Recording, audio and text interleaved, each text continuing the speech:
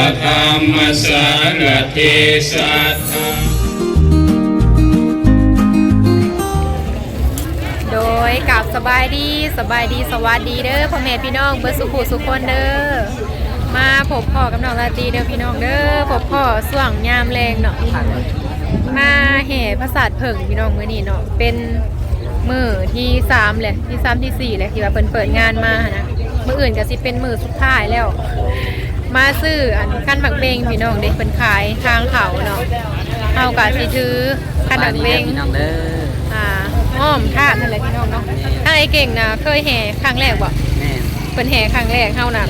อันครั้งที่2ที่3แล้วพี่น้องเนาะเพราะว่าอยู่ใกล้เด้เพิ่นกันยังบ่เคยแห่ก็เลยว่าพากันมาพี่น้องเอ้ยทำบุญเนาะปีหนึ่งมีเทื่อหนึ่งพี่น้องปีละครั้งที่เพิ่นว่าแหละโดยตอนนี้เพิ่นยังบ่ทันแห่เนาะงามประสาทเปิดที่ดอกไม้เปิดครับ งามแฮงพี่น้องเพิ่นขายคู่ละ20,000กีบเนาะ40 บาทพี่น้องคู่หนึงงามเลย โมเมนต์คูณละ20อันหนึ่งอันละ20,000บ่ได้เป็นอันละ20,000เนาะพอดีเป็น40เป็นคู่หนึ่ง40,000กีบตัวใหญ่กับราคาแพงขึ้นตอนนี้นะเพิ่นยังบ่ทันแห่เพิ่นกำลังเตรียมซ้ำนี่ห้างกับอุ้มบ่ไหวเลยตอนนี้มันใหญ่เนาะคนหลายๆพี่น้องเพิ่นมาคู่ข้างนอกก็ข้างนอกเพิ่นฉากโลดขับแม่บักเพิ่นกำลังทำพิธีนะเฮาก็หนูเสือธรรมดาแหละมาพี่น้องเพื่อขี่รถมาผมหยองเลยแล้วก็ขอบใจป่ะบาทนี้ให้ไอ้เก่งเพิ่นถือก่อนเนาะเพราะว่ายังบ่ทันแห่งามเนาะ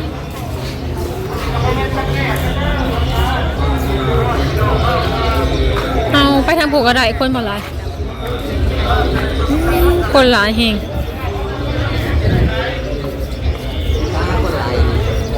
เพิ่นข่าวหน้ามาเพิ่นเพิ่นกำลังเตรียมแห่เนาะคนหลายพี่น้องฝั่งลาวเฮากันเนาะ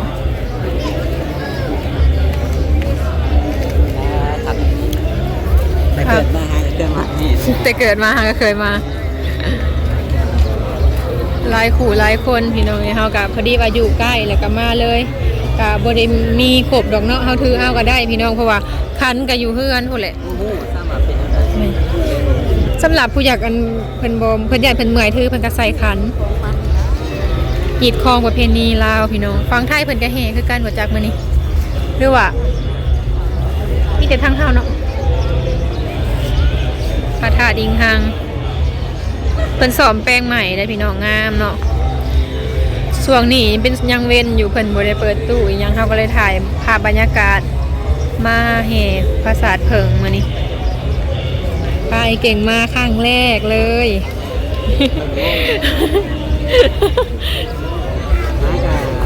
2 โมงถึง2 โมงปลาย3 โมงผู้เพิ่นแห่เพื่อแล้วกับประมาณ5 โมง4 โมงดีแหละมาถ่าย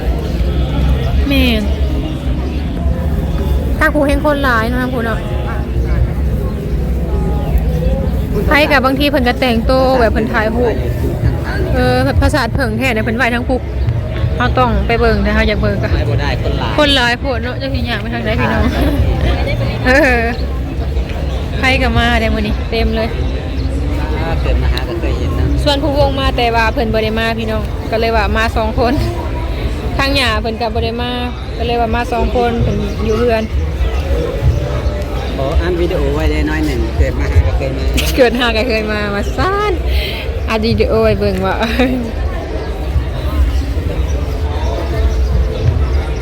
คนหลายเนาะเพื่อเพิ่นสิแห่เพิ่นก็เตรียมเรียบร้อยพุ่นแล้วพี่น้องเพิ่นก็แห่อ้อมวัดนี่แหละเนาะอ้อมพระธาตุอิงหังสำคัญไปกับมาเดินมีเถื่อเนาะ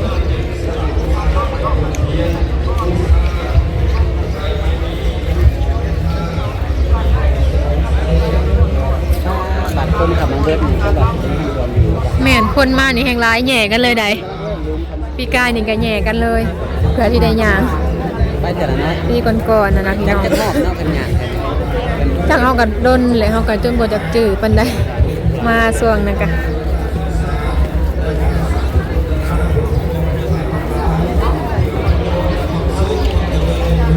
เ เบิ่งตอนเพิ่นแห่พุ่นแหล้วเนาะเพิ่นยังบ่ทันแห่ แล้วผมมีบอล กำลังเตรียม ไปซื้อทุกอย่างไว้ผม แม่ ผมใช้ยาปุ้มเอาซะเราต้องหูแล้วว่าเป็นยังไง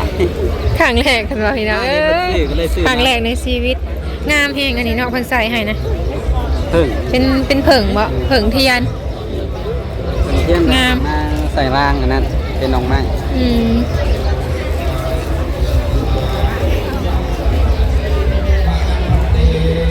เพิ่นกำลังเทศอยู่พี่น้องตอนนี้เนาะยังบ่ทันแห่เฮาก็นั่งท่าบรรยากาศอยู่ในวัดพี่น้อง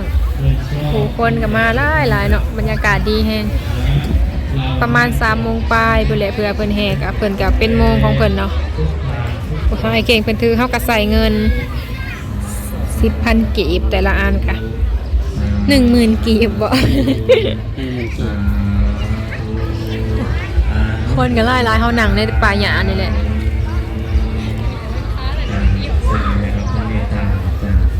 เป็นนักศึกษาก็มาหลายๆเนาะนักเรียนเด็กน้อยเพิ่นก็มาคือกันพี่น้อง เก่งโม่เก่งไข่ แม่น คือ ปราสาทเพิ่งเพิ่นก็งามเนาะเพิ่นเฮ็ดเอาแท้นี่บ่งามเนาะว่าติตัวเหลืองห้วยๆแนมไปพี่น้องหงเฮืองมีบุญมีกุศลเนาะใครมาก็นำพาปีละครั้งเดือนละเทื่อพี่น้องโดนๆกับบ่แม่นว่าทุกมื้อเนาะบุญศีลก็ได้อย่างในป่าหญ้าแบบธรรมชาตินี่แหละบ้านเฮาก็ น้ำสะอาดนะ แม่หักสะอาดเนาะสวยงาม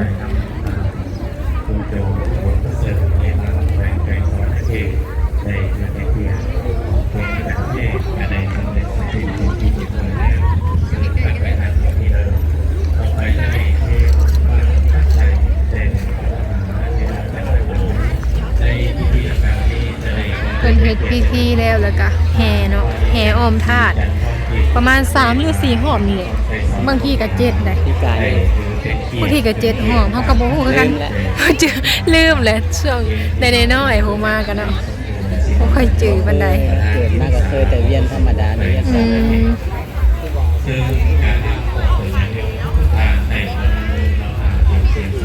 เริ่มแห่เลยพี่น้องบัดนี้ สำหรับพระสงฆ์นี่ก็จะแยกออกเป็นคณะอุปสมบทแขวงเนาะคณะอุปสมบทแขวงจะอยู่ในทางในเนาะรอบบริเวณด้านในแล้วก็ทางด้านแห่ทางด้านกรมเรียนด้านนอก เป็นกระไหเรียนแถวหั่นแหละพี่น้องอ้อมพระธาตุ แต่ อิน ก็ ทา จะไม่ได้ออกนอกไม่ออกไปซื้ออยู่ในกรมเรียนนี่แหละแต่สินำผ้าทางพระอาจารย์พรสุขทิตาธรรมโมประธานอุปสมบท นักศึกษาเป็นกะมาหลายๆเนาะ คณะสงฆ์เนาะคณะพระสงฆ์สามเณรและก็บรรดาท่านแขกการนำการแข่งขันนครเนาะจะได้จับตั้งขบวนในการแห่และก็นำไพ่ม้วนไพ่โดยม้วนส้นเนาะ คนละเฮ ตอนนี้ เพิ่นมาเห็นภาษาเพิ่งพี่น้องนักบอก อาจารย์เป็นนครร่วมกับ หลายคนเนาะ คณะกรรมการไฟ ใครเป็นคน ได้จัดขบวน ก็สิแบบเพิ่นก็จัดตั้ง สำหรับเสียงประชาสัมพันธ์ เป็นหนังเฮียน จะวนถึงเนาะ แม่ หนังเฮียนนักศึกษาเพิ่น การสลับด้านในเนาะสงวน ถามภาษาเพิ่ง รอบวัดนี่แหละพี่น้อง ที่ทางตำรวจเพิ่นก็ได้ เป็นกระใส่ไพ่นั่นอีกเนาะงามแฮง สำหรับบุญชนเด้อครับเตรียมรอดผ่าย่างน้ำหลังเนาะตอนนี้กำลังจัดข เฮา บวน กะสิย่างน้ำลางภาษาเพิ่งเพิ่น จัด เฮ ขบวนเนาะเพื่อความเป็นระเบียบเรียบร้อยทางคณะกรรมการเพิ่นให้เอา2 แถวเนาะเฮ็ดเป็น2 แถว มีผู้หนุ่งสุดแดงงามเลยสอดเตี่ยวค่ะเด้ 2 แถว งามหลาย เฮ็ด2 แถ อย่าง ว ไปอี เนาะ กบ่ ไปอีกไปอีก อย่างไปอีกก็ได้เนาะเป็นการแห่นั่นอยู่ เพื่อความจงงามในการแห่และก็บ่ให้ซ้ำซ้อนเนาะในพิธีดังกล่าวนี้ญาติโยมเนาะก็ให้อยู่ในความเป็นระเบียบเนาะเพราะว่าการจัดสรรกับเพื่อความเป็นระเบียบเรียบร้อยเพื่อความจงงามในนี้ก็จะมีทั้งโดรนเนาะโดรนมาบินแล้วก็มีกล้อง มีตัวน้อยตัวใหญ่เนาะ ข่าว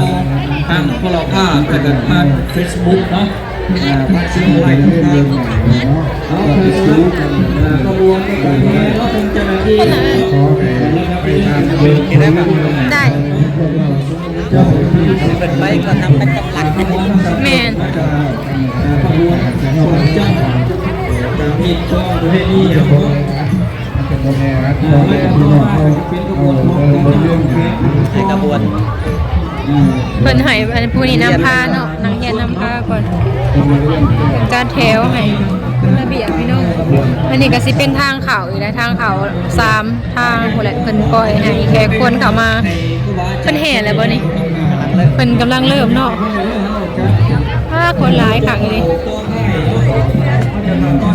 ให้ตัวน้อยนี่แนมบ่เห็นเลยพี่น้องแนมบ่เห็นกัน ตัวนี้คืออาจารย์ทางด้านในจะเป็นคณะผู้สอบเองนะครับ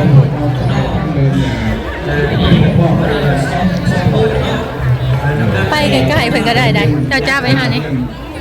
แต่บ่ ไปย่างเข้าไปเนาะย่างเข้าไปในเนาะให้เฮาจ้าให้บ่ แต่บ่ไปทีก็ได้ ไป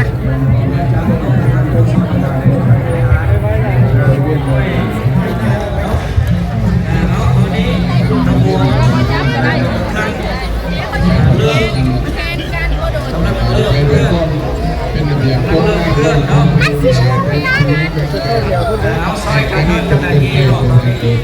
ซอยกันเพื่อความเป็นระเบียบเนาะญาติโยม ดูทางกลุ่มมารยาทเดินยาเลยครับที่มาได้ สำหรับเสียงดนตรีเนาะเสียงดนตรีในการแห่กันเนาะเอาตัวเองก็ได้เนาะเสียงดนตรีกันเองก็ได้ เอาน่ะสิได้ไปทางนอก กาลนาสัมปันโนสุขตยานาดนตรีเด้ออุปกรณ์ดนตรีสุขติมิสุ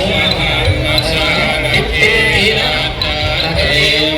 มิกิตินาภวะปิจิติภวะเต ไปในบรรพบุรุษเราเราไปทางคนบางอย่างเออเราไปทางฝ่ายคนเรียนเราไปที่เดินนอก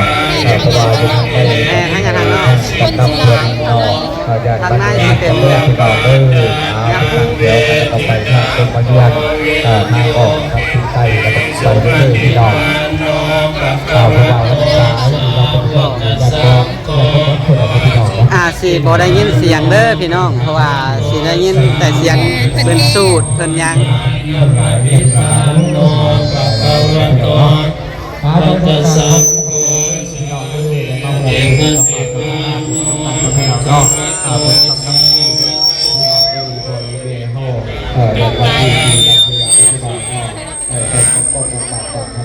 สัพพะเอสะภะคะวะโตสาวกสังโฆเนยโยปะหุเนยโยทาคินเนยโยสริกรณิโยนุตตรังปุญญเกตังโลกัสสะติติโสภะคะวะสัมมาสัมพุทโธวิชาญาณสัมปันโนสุขโตโลกวิโตอนุตตรปุริสธรรมสารติสัทธาเทวมนุษย์สานังพุทโธภควาติสวากขาโตภควตาธัมโมสันติติโกกาลิโกเอติสัทธาเทว คนหลายก็ดอกไปจนบ่ได้นะ ติสวากขาโตภควตาธัมโมสันติติโก ทางนายท่านน่ะเข้าบ่ได้เลยคนหลาย คนหลายครับไปบ่ได้ทางพี่ก็เต็ม มีคนหลาย แต่เก่าคนก็หลายเดี๋ยวนี้บ่ เราเป็นนี่แหละเป็นไปบ่ได้ มา นี่กัน ตัว เพราะว่าแต่ละบ้านเพิ่นก็สิมาเด้เพิ่มนักเรียนอีกปีนี้ก็หลาย หาก็ได้ครึ่งห้อง ก่อน นัก นี่ เรียนกันที พี่ก่อนนี่บ่ค่อยมีได้นักเรียนนะแต่ว่าปีนี้เพิ่นมาแห่เนาะ ติปันโนภะคะวะโตสาวกสังโฆสามีติปฏิปัน ก็ได้แยกไปคน หลายพอ แม่นแย่ผู้นั่งก็นั่งพี่น้องหลายโพดมาเอาบุญนำกันเนาะพี่น้องแห่ประสาทเพิ่งขอให้สุขกายสุขใจ ด้วยสิเราทำไงเรา ทางนี้ก็ลายคือกัน เราจะเที่ยวนะไก่ทาน ปุญญาเกตาโลกัสสะนิ สาธุกะสำหรับตอนนี้เนาะได้แห่ครบ3รอบแล้วกะข้าพระราชนานิมนต์ยทานเนาะพร้อมด้วยพระมหาเถรานุเถระได้ลอดผ่า ตก3รอบเลยพี่น้อง ลอดผ่าบนส้นทางบนนอก เรา เนาะ ถึงโง่ไป เมื่อยบ่ ปอนนั้นแล้ว ถึงโง่กัน แม่นเพิ่นก็ได้ฮอดนะคือกันเพราะว่า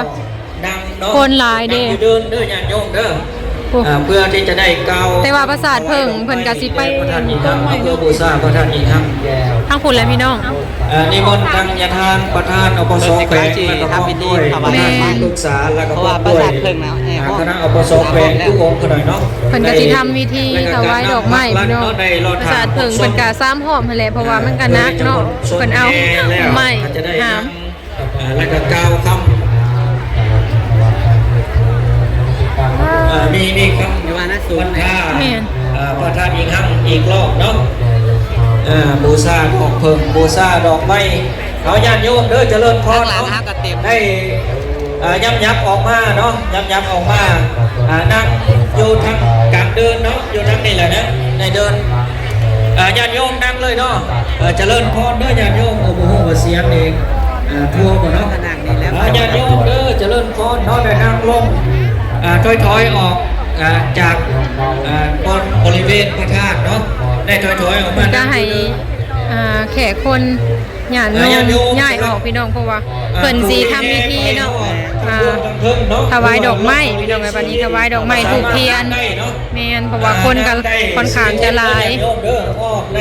บริเวณทางด้านในเนาะ ปักตัวอย่างให้ ใน พูด บริเวณของกรมเรียนนี้เนาะ มีทางไปบ่ เอาญาติโยมตอนนี้ครบ3ห้องแล้วเนาะเจริญพรในพากันนั่งลงเด้อญาติโยมเด้อพากันนั่งลงเลยพากันนั่งลงเลยเด้อเดี๋ยวสิเข้าไปเดี๋ยวสิบ่แล้วจะเชื่อได้บ่นี่ไหนเอาญาติโยมเจริญพรเนาะข่าวได้ยินเสียงแล้วเจริญพรให้เดินน้อยออกเนาะ ก็แล้วเป็นเปล่าตัวเล็กตัวเล็กตีรถปลาญาติโยมเขาก็ปลาไปสิรถ นักเรียนเพิ่นก็ออกมาแล้วพี่น้องเอ้ยหลายแฮง ประชาชนต้องแต่ละคนต่างแต่ละเราก็บางคนปัจจัยอยู่แต่ก็เป็นเกียรติเก็บ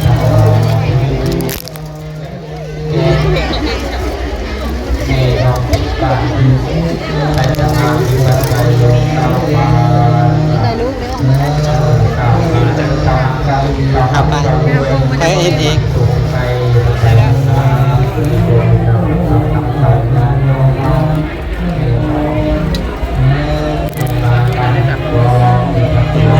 แม่น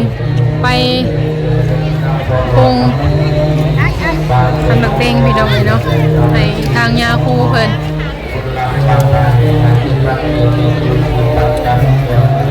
ปัจจุบันจะโดนปัจจัยแทนที่น้องปัจจัยที่ไรทองเป็นที่น้องที่ทองสาวพันธุ์อีสาดูคือจะไหนน้อง แล้วพี่น้องไอ้บ้านนี้ก็ทางยาคูเพิ่นก็มาหับเอาคันบักเบง นี่แต่เราออกไปข้างนอก แม่นเขาก็ออกไปข้างนอกก่อนพี่น้องไอ้เพิ่นก็ย่าเพิ่นก็บอกว่าภายแล้วแล้วก็ให้ย่ำย่ายออกไปทางนอกเนาะเพราะว่าคนหลายพี่น้องค่อนข้างจะหลายแห้งเนาะไปนอกเลยพี่น้องบ้านนี้สิเป็นทางออกเนาะเพิ่นก็เฮ็ดทางออกไว้หลายเพื่อผู้คนสิแบบออกบ่ทันกันพี่น้องมันหลายคนแห้งมีแต่ว่าเตรียมเลาะน้อยหนึงแล้วก็สิพากันกลับแล้วพี่น้องบ้านนี้หลายแห้งเนาะไปบ้านนี้ออกมาหอดนอกแล้วพี่น้องไอ้บ้านนี้ติดตัวผู้ภาพพระธาตุอิงหังเนาะ ผมไม่เห็นได้ บ่แม่นบ่ ถาดอยู่เมืองนั่นคิดว่าหูบ่นั่นน่ะคือเนาะ เพิ่นมาติดป้ายให้ไปท่องเที่ยวติดให้เพิ่นมีหยังท่องเที่ยว เพิ่นให้ไปท่องเที่ยวคิดว่าเบิ่งไกลๆคือวัดพระธาตุอิงหาง แทน งามเนาะ อากาศภาพ เรียบร้อยแล้วพี่น้องไอ้บ้านนี้คนก็หลายอยู่ทางในเนาะทางนอกเฮานี่บ่ปานใดเพราะว่าเพิ่นเข้าในวัดเบิดแล้วเข้าแห่ปราสาทเพิงเนาะเพิ่นกำลังออกมาเลยพี่น้องตอนนี้ก็เริ่มค่ำเลยจังใดเฮาก็มีแต่ว่าสิพากันกลับแล้วพี่น้องไอ้มาแห่แล้วก็ยามเว้นก็ยังบ่ทันมาจักเถื่อเนาะมามื้อแรกเลยนะพี่น้องนี่ปีหนึ่งมีเทื่อนึงเฮาก็ได้อันนี้สิเป็นโซนเพิ่นขายของอยู่ของกินหั่นแหละพี่น้องแล้วก็บอนถ่ายรูปเนาะงาม โซนนี้สิสงบที่สุด แม่นเงียบมาทางพี่เนาะสิพากันกลับก่อนเด้อพี่น้องบ้านนี้เนาะจังใดก็มาทำบุญพี่น้องเอ้ยเนาะปีละครั้งเดือนละเทื่อคือเพิ่นว่าหั่นแหละมาธรรมชาติเลยพี่น้องเอ้ยเฮาก็บ่ได้แต่งหน้าอิหยังมาดอก ยัง เนาะ ทำตากแดดเป็นมื้อ หน้าแลหน้าดำเบิดพี่น้องเอ้ยเฮ็ดเวียกเนาะโดยจังใดคลิปนี้ก็ขอลาไปก่อนแล้วเด้อพี่น้องเด้อถ้าพบพ่อคลิปหน้าเนาะจังใดก็มาเอาบุญนำกันพี่น้องมื้อนี้เนาะโดยคลิปนี้ลาไปแล้วเด้อขอกล่าวคำว่าสบายดี สบายดี